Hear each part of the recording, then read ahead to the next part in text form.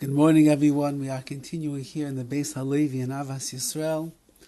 I want to share a personal story with you about things that we've been discussing the last several weeks. We mentioned the concept of V'ahavta l'recha kamocha.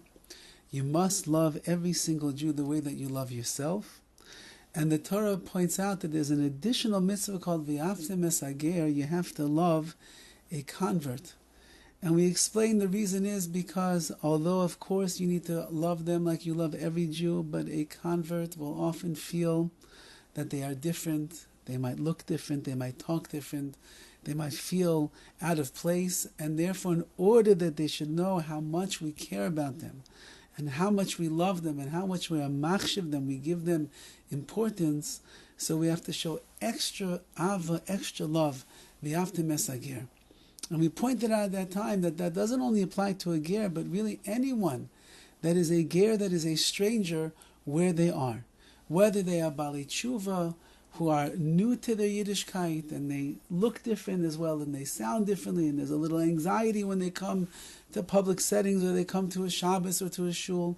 Or even, as we pointed out, a person is traveling through town, and they come to a shul and to a community that they are not familiar with.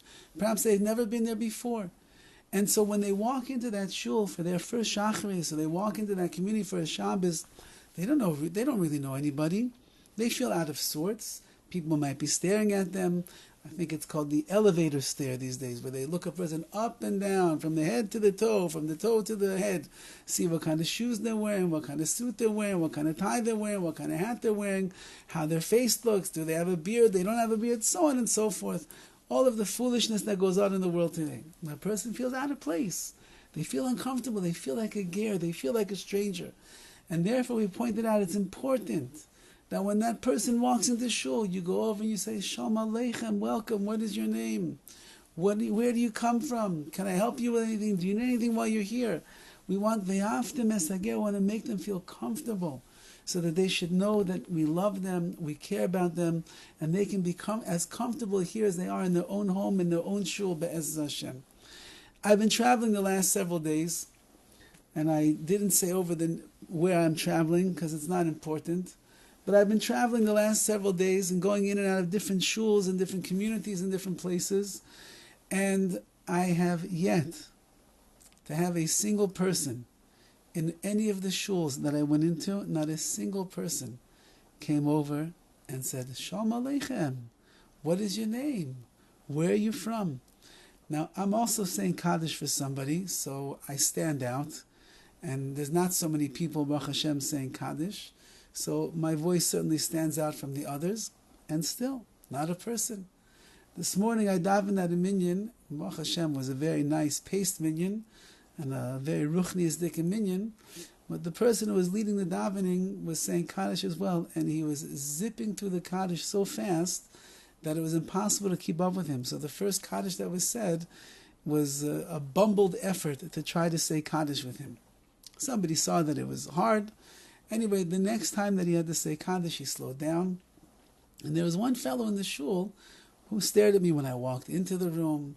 He stared at me when I bumbled the first Kaddish. He stared at me afterwards to see I'm going to say Kaddish the right way. And then I keep waiting. Maybe he's actually going to come over and say, Shalom Aleichem, how are you? You're new here. Everything, how are you doing? And at the end, after Baruch Hashem, the two last Kaddishes of the shul slowed down. I said them just fine. So I was getting ready to leave, and this fellow walked over. I said, here it is, V'ahavta mesager. He's going to come and make me feel comfortable. And he looked at me and he says, were you planning to daven from the Amud? Which means, were you planning to lead the davening? Because he saw him saying Kaddish. I said, no, Baruch Hashem, I'm not a chiv, I'm not an obligation. I'm saying Kaddish for somebody else. Oh, okay. And then he turned and he left. V'ahavta mesager, Rabbi.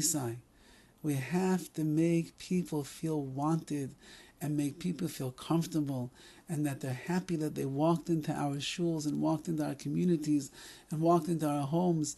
You got to smile, you have to say hello, you have to introduce yourself, all these things. I used to have a friend in yeshiva, and that was his big mantra to all of the bachrim, that when somebody new would come to the yeshiva, you have to go over and say, Shalom Aleichem, my name is Ploni, my name is such and such, and what is your name? And welcome. It's a very important thing. It gives people menuchas hanefesh. It makes them feel accepted and comfortable. And everyone who's traveling through, and everyone who's coming in, and they're not usually there, and everyone that is a little bit different for one way or another, they have the status of being a ger. May we be zeicha im Yetz Hashem, that we will show our v'yafta l'recha kamoicha, v'yafta mesager, and entreat people to the great honor and the kavod that they deserve, from being tzelem Elokim, the creation of Hashem, bonim l'makom HaKadosh Baruch Hu's children, and achenu kol beis Yisrael, we're all brothers. You wouldn't say hello to your brother if he walked into the room?